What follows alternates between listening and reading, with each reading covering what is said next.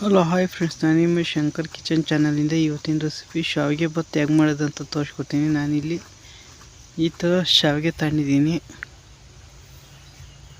ನಾನು ಇಲ್ಲಿ 400 gram packet ಐತೆ. ನಾನಿದ್ರಲ್ಲಿ 200 ಗ್ರಾಮ್ ಅಷ್ಟು ತಗೋತೀನಿ. ಮತ್ತು ಕಡಲೆ ಬೀಜ ಸ್ವಲ್ಪ ತಗೋತಾಯಿದ್ದೀನಿ, ಮತ್ತು ಉದ್ದಿನಬೇಳೆ ಸ್ವಲ್ಪ ತಗೋತಾಯಿದ್ದೀನಿ, ಮತ್ತು ಕಡಲೆ ಬೀಜ ಬೇರೆ ಕಡಲೆಬೇಳೆ ಬೇರೆ, ಮತ್ತು ಸಾಸಿವೆ ಸ್ವಲ್ಪ ತಗೋತಾಯಿದ್ದೀನಿ, ಮತ್ತು ದಪ್ಪ ಮೆಣಸಿನ್ಕಾಯಿ, ಕರ್ಬೇವಿನ ಸೊಪ್ಪು, ಮೆಣಸಿನ್ಕಾಯಿ ಒಂದೆರಡು, ಹಸಿರು ಮೆಣಸಿನ್ಕಾಯಿ ಒಂದೆರಡು ಇಷ್ಟು ತಗೊಂಡಿದ್ದೀನಿ. ಮತ್ತು ರುಚಿಗೆ ತಕ್ಕಷ್ಟು ಉಪ್ಪು ಬೇಕಾಗುತ್ತೆ, ಉಪ್ಪು ತಗೋತಾಯಿದ್ದೀನಿ. ಇಷ್ಟು 2 ಈರುಳ್ಳಿ, ಸ್ವಲ್ಪ ಅರಿಶಿನ, ನೆಕ್ಸ್ಟು ಕೊತ್ತಂಬರಿ ಸೊಪ್ಪು ಒಂದು ಅರ್ಧ ಕಟ್ಟು. ನೆಕ್ಸ್ಟು ತರಕಾರಿಗಳು ನಾನಿಲ್ಲಿ ಎಲೆಕೋಸು, ಹೂಕೋಸು ಮತ್ತು ಇದು ಕ್ಯಾರೆಟ್ ತಗೊಂಡಿದ್ದೀನಿ. ಫಸ್ಟಿಗೆ ನಾನಿಲ್ಲಿ ಒಂದು ಅರ್ಧ ಲೀಟ್ರ್ ನೀರು ಹಾಕೊಂಡಿದ್ದೀನಿ.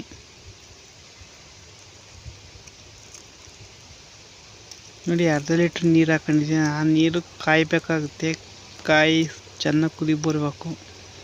ನೋಡಿ, ಇಲ್ಲಿ ಆಲ್ಮೋಸ್ಟು ನೀರು ಕುದಿ ಬಂದಿದೆ. ನೀರು ಕುದಿ ಬಂದಾಗ ನಾನಿಲ್ಲಿ ಸ್ವಲ್ಪ ಪುಡಿ ಉಪ್ಪು ಹಾಕತಾಯಿದ್ದೀನಿ. ನಿಮಗೆ ಕಲ್ಲುಪ್ಪಿದ್ರೆ ಕಲ್ಲುಪ್ಪನಾರು ಹಾಕೊಳ್ಳಿ.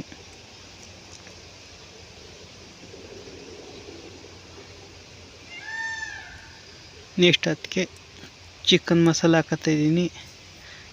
ನೆಕ್ಸ್ಟು ಎಲೆಕೋಸು ಮತ್ತು ಕ್ಯಾರೆಟು ಈ ಥರ ಮಿಕ್ಸ್ ಮಾಡ್ಕೊತಾಯಿದ್ದೀನಿ. ಯಾಕೆಂದರೆ ಅದನ್ನು ಬೇಯಿಸ್ಕೋಬೇಕಾಗುತ್ತೆ ಲೈಟಾಗಿ ಒಂದು ಸತಿ, ಅದಕ್ಕೋಸ್ಕರ. ಮತ್ತು ಯಾರ್ಯಾರು ನನ್ನ ಚಾನಲ್ಗೆ ಸಬ್ಸ್ಕ್ರೈಬ್ ಮಾಡಿಲ್ಲ ಅಂದರೆ ಈ ಕೂಡಲೇ ನನ್ನ ಚಾನಲ್ಗೆ ಪ್ಲೀಸ್ ಸಬ್ಸ್ಕ್ರೈಬ್ ಮಾಡ್ಕೊಳ್ಳಿ. ನೋಡಿ, ಒಂದು 5 ನಿಮಿಷ ಆದಮೇಲೆ ಈ ಥರ ಕುದೀತೈತೆ. ಇವಾಗ ಕುದಿಯೋಕ್ಕೆ ಸ್ಟಾರ್ಟ್ ಆಗಿದೆ. ಇನ್ನೊಂದು 5 ನಿಮಿಷ ಬೇಯಿಸ್ಕೊಂಡು ಟೋಟಲ್ ಒಂದು 8ರಿಂದ 10 ನಿಮಿಷ ಬೇಯಿಸ್ಕೊಂಡ್ರೆ ಸಾಕು. ತರಕಾರಿ ಬೇಯಬೇಕಾಗುತ್ತೆ, ಯಾಕೆಂದರೆ ಇಷ್ಟಿಷ್ಟು ದಪ್ಪಕ್ಕೆ ಅದು ಫ್ರೈ ಆಗಲ್ಲ. ಅದಕ್ಕೋಸ್ಕರ ನೀವು ಈ ಥರ ಬೇಯಿಸ್ಕೊಂಬಿಡಿ ತರಕಾರಿಗಳು. ನೀವು ಇದಲ್ಲದೆ ಯಾವ್ದಾರು 2-3 ಥರದ್ದು ಹಾಕ್ಬೋದು. ಬೀನ್ಸ್ ಹಾಕೋಬೋದು ಬೇಕಂದರೆ, ಕ್ಯಾರೆಟು ಮತ್ತು ಗೆಡ್ಡೆಕೋಸು ಹಾಕೋಬೋದು, ಹೂಕೋಸು, ಎಲೆಕೋಸು, ಹಂಗೆ ತರಕಾರಿಗಳು ಆ ಥರ ತರಕಾರಿಗಳು ಹಾಕೋಬೇಕಾಗತ್ತೆ. ನೆಕ್ಸ್ಟ್ ಅದನ್ನು ಸೋರಿಸ್ಕೊಂಡಿದ್ದೀನಿ. ಇವಾಗ ಇದಕ್ಕೆ ನಾನು 1 ಲೀಟ್ರಷ್ಟು ನೀರು ಹಾಕತಾಯಿದ್ದೀನಿ. ಈ ನೀರು ಅಷ್ಟೇ ಕಾಯಬೇಕಾಗುತ್ತೆ, ಅದಕ್ಕೆ ನಾನು ಪ್ಲೇಟ್ ಮುಚ್ಚಿದ್ದೀನಿ. ಎಷ್ಟು 5 ನಿಮಿಷ ಬಿಟ್ಟು ನೋಡಿದರೆ ನೀರು ನಿಮಗಿಲ್ಲಿ ಕುದೀತೈತೆ ನೋಡಿ. ಇದಕ್ಕೆ ಒಂದು ಅರ್ಧ ಸ್ಪೂನಷ್ಟು ಪುಡಿ ಉಪ್ಪು ಹಾಕತಾಯಿದ್ದೀನಿ. ಸೇಮ್ ಪ್ರೊಸೆಸರ್, ಈ ಕಲ್ಲುಪ್ಪು ಬೇಕಾದ್ರೂ ಯೂಸ್ ಮಾಡ್ಕೋಬೋದು. ನೆಕ್ಸ್ಟ್ ಇಲ್ಲಿ ಶಾವಿಗೆ 200 ಗ್ರಾಮಷ್ಟು ಶಾವಿಗೆ ಐತೆ. 200 ಗ್ರಾಮ್ ಶಾವಿಗೆನ ಇದಕ್ಕೆ ಹಾಕತಾಯಿದ್ದೀನಿ. ಮತ್ತು ಇದನ್ನು ಜಾಸ್ತಿ ಬೇಯಿಸ್ಬೇಕಾಗಿಲ್ಲ. ಇದು 2ರಿಂದ 3 ನಿಮಿಷ ಅಷ್ಟೇ ಬೇಯಿಸ್ಕೋಬೇಕು. 5 ನಿಮಿಷ 6 ನಿಮಿಷ ಹಂಗೆ ಬೇಯಿಸ್ಕೊಳಕ್ಕೆ ಹೋಗ್ಬೇಡಿ. 2ರಿಂದ 3 ನಿಮಿಷ ಬೇಯಿಸಿದರೆ ಸಾಕಾಗುತ್ತೆ. ಆವಾಗ ನಿಮಗೆ ಒಂದು ಹದಕ್ಕೆ ಚೆನ್ನಾಗಿ ಬರುತ್ತೆ. ನೀವು ಜಾಸ್ತಿ ಇವಾಗ ಒಂದು 5 ನಿಮಿಷ ಬೇಯಿಸಿದರೆ ನಿಮಗೆ ಸರಿಯಾಗಲ್ಲ, ಕಲಿಸ್ದಂಗೆ ಆಗುತ್ತೆ. ಅದಕ್ಕೋಸ್ಕರ ನೋಡಿ, 1 ನಿಮಿಷ ಆದ ಇಟ್ಕೊಂಡು ಒಂದು ಸತಿ ಚೆಕ್ ಮಾಡ್ಕೊಳ್ಳಿ, ನಿಮಗೆ ಗೊತ್ತಾಗುತ್ತೆ. ಈ ಥರ ಕಟ್ಟಾದ ಇಟ್ಕೆ ಸ್ಟವ್ ಆಫ್ ಮಾಡ್ಕೋಬೇಕಾಗುತ್ತೆ. ನೋಡಿ, ಬರೀ 3 ನಿಮಿಷಕ್ಕೆ ನಾನು ಇಲ್ಲಿ ಸ್ಟವ್ ಆಫ್ ಮಾಡಿ ನೀಟಾಗಿ ತೊಳ್ಕೊಂಡು ಇಟ್ಕೊಂಡಿದ್ವಿ. ನೆಕ್ಸ್ಟ್ ಇದಕ್ಕೆ ನಾನು ಒಂದು 30 ಗ್ರಾಮಷ್ಟು ಎಣ್ಣೆ ತಗೊಂಡಿದ್ದೀನಿ. ಎಣ್ಣೆ ಬಿಸಿ ಆಗೈತೆ ನೋಡಿ. ಮತ್ತು ಯಾರೇ ನನ್ನ ಚಾನಲ್ಗೆ ಸಬ್ಸ್ಕ್ರೈಬ್ ಆಗಿಲ್ಲ ಅಂದರೆ ಈ ಕೂಡಲೇ ನನ್ನ ಚಾನಲ್ಗೆ ಸಬ್ಸ್ಕ್ರೈಬ್ ಆಯ್ತಿಲ್ಲ. ನಾನಿಲ್ಲಿ 1/4 ಸ್ಪೂನಷ್ಟು ಸಾಸಿವೆ ಹಾಕತ್ತಾಯಿದ್ದೀನಿ. ಇಷ್ಟು ಕಡಲೆ ಬೀಜ, ಒಂದು 20 ಗ್ರಾಮ್ ಕಡಲೆ ಬೀಜ ಹಾಕತ್ತಾಯಿದ್ದೀನಿ. ಒಂದು 20 ಗ್ರಾಮು ಕಡಲೆ ಬೇಳೆ ಹಾಕತ್ತಾಯಿದ್ದೀನಿ.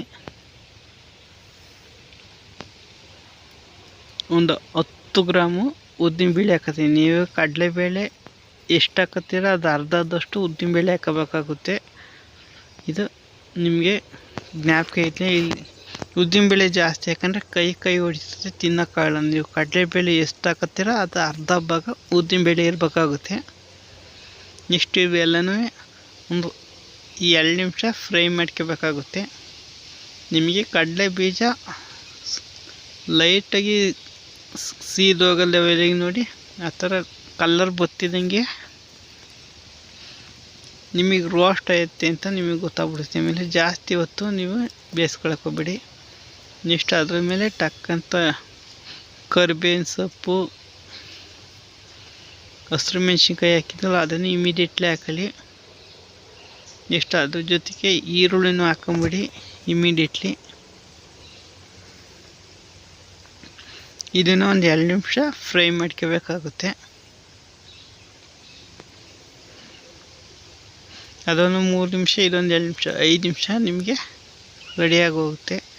ನೆಕ್ಸ್ಟು ಈರುಳ್ಳಿ ಸ್ವಲ್ಪ ಬೇಗ ಬೇಯಲಿ ಅಂತ ನಾನಿಲ್ಲಿ ಸ್ವಲ್ಪ ಉಪ್ಪು ಹಾಕತ್ತಿದ್ದೀನಿ. ಉಪ್ಪನ್ನು ನೋಡ್ಕೊಳ್ಳಿ. ಕೋಸಿಗೆ ಎಲ್ಲನೂ ಉಪ್ಪು ಹಾಕೈತೆ, ಅದರಿಂದ ಇದನ್ನು ನೋಡ್ಕೊಂಡು ಹಾಕೊಳ್ಳಿ. ನೆಕ್ಸ್ಟು ನೋಡಿ ಇದೊಂದು 5 ನಿಮಿಷ ಆಯಿತು. ನೆಕ್ಸ್ಟ್ ಇವಾಗ ಬೇಯಿಸಿದ ತರಕಾರಿಗಳ ಹಾಕಬೇಕಾಗುತ್ತೆ. ನೀರೆಲ್ಲ ಸೋರಿಸ್ಕೊಂಡಿದ್ದೀನಿ. ಈಗ ಬೇಯಿಸಿರೋ ತರಕಾರಿಗಳೆಲ್ಲನೂ ಇದಕ್ಕೆ ಹಾಕಬೇಕಾಗುತ್ತೆ. ಹಿಂಗೆ ತರಕಾರಿ ಬೇಯಿದ್ರೆ ನಿಮಗೆ ಈಸಿ ಆಗುತ್ತೆ. ಇಲ್ಲಿಂದ ತರಕಾರಿ ಬೇಯಿಸೋಕ್ಕೆ ನಿಮಗೆ ಟೈಮ್ ಹಿಡಿತದೆ, ಅದಕ್ಕೋಸ್ಕರ. ನೋಡಿದ್ರಲ್ಲ ಎಷ್ಟು ಈಸಿಯಾಗಿ ನಿಮಗೆ ಶಾವಿಗೆ ಬಾತ್ ರೆಡಿ ಆಗುತ್ತೆ ಅಂತ. ನಿಮಗೆ ಒಂದು 15ರಿಂದ 20 ನಿಮಿಷಕ್ಕೆ ನಿಮಗೆ ಶಾವಿಗೆ ಬಾತ್ ರೆಡಿ ಆಗುತ್ತೆ. ಮತ್ತು ಇಲ್ಲಿ ಅರ್ಧ ಸ್ಪೂನಷ್ಟು ಅರಿಶಿನ ಹಾಕತ್ತಾಯಿದ್ದೀನಿ. ಅದನ್ನು ನೀಟಾಗಿ ಮಿಕ್ಸ್ ಮಾಡ್ಕೊಳ್ಳಿ, ಎಲ್ಲ ತರಕಾರಿಗೂ ಅಂಟ್ಕೊಳ್ಳಂಗೆ.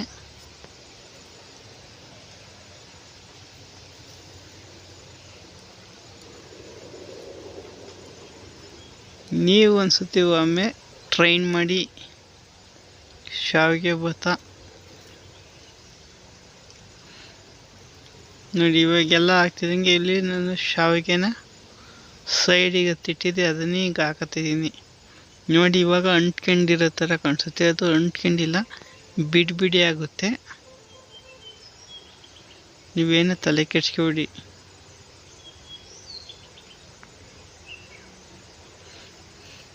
ಆಮೇಲೆ ಸ್ವಲ್ಪ ಕೊತ್ತಂಬರಿ ಸೊಪ್ಪು ಹಾಕೊಂಡು ನೀಟಾಗಿ ಈ ಥರ ಮಿಕ್ಸ್ ಮಾಡ್ಕೊಳ್ಳಿ.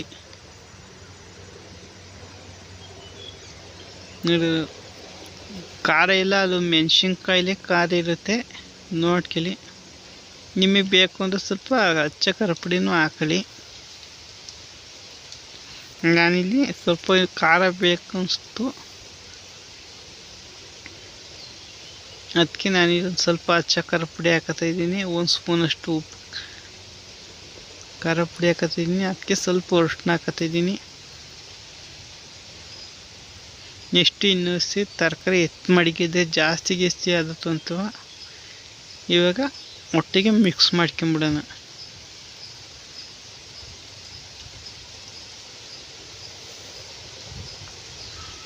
ನೋಡಿದ್ರಲ್ಲ, ಇಲ್ಲಿ ನೋಡ್ತಿದ್ರೆ ನಿಮಗೆ ಮೋಸ್ಟ್ಲಿ ತಿನ್ನಬೇಕು ಅನ್ನಿಸ್ತಾ ಇರಬೇಕು, ಆ ಥರ ಐತೆ.